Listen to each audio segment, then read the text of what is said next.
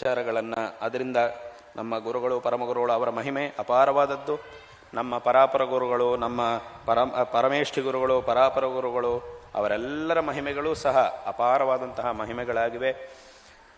ಹಾಗಾಗಿ ಅಂತಹ ಆ ವಿಚಾರಗಳಲ್ಲಿ ಕೆಲವು ವಿಚಾರಗಳನ್ನು ಇವತ್ತಿನ ದಿವಸ ಪ್ರಶಾಂತ್ ಇಲ್ಲಿ ಹೇಳಿದ್ದು ಅತ್ಯಂತ ಸಂತೋಷಕರವಾದಂತಹ ಒಂದು ವಿಷಯವಾಗಿದೆ.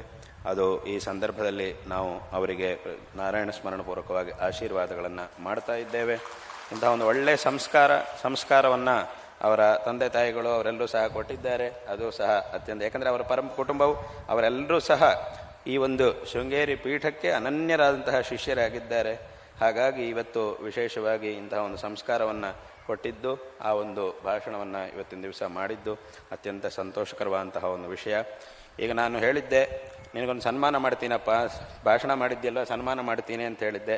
ಇಲ್ಲ ಸನ್ಮಾನ ಬೇಡ ಅಂತಂದರು. ಆದರೆ ನಾನು ಹೀಗೆ ಜಾಸ್ತಿ ಇನ್ನೂ ಮಾಡ್ತಾ ಇರಬೇಕು ಅನ್ನೋದಕ್ಕೆ ಆಶೀರ್ವಾದ ಮಾಡಿ ಅಂತ ಕೇಳಿದರು.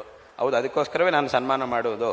ನಿನಗೆ ಆ ಶಕ್ತಿ ಬರಲಿ, ಇನ್ನೂ ಇದೇ ಥರ ಇನ್ನೂ ಇಂತಹ ವಿಷಯಗಳನ್ನು ಹೇಳುವಂತಹ ಶಕ್ತಿ ಇನ್ನೂ ನಿನಗೆ ಚೆನ್ನಾಗಿ ಬರಲಿ ಅನ್ನೋದಕ್ಕೋಸ್ಕರವೇ ಆಶೀರ್ವಾದವಾಗಿ ಸನ್ಮಾನ ಮಾಡ್ತೀನಿ ಅಂತ ಹೇಳಿದ್ದೆ. ಹಾಗಾಗಿ ಅದನ್ನೇ ಮಾಡಿದ್ದಿವತ್ತು.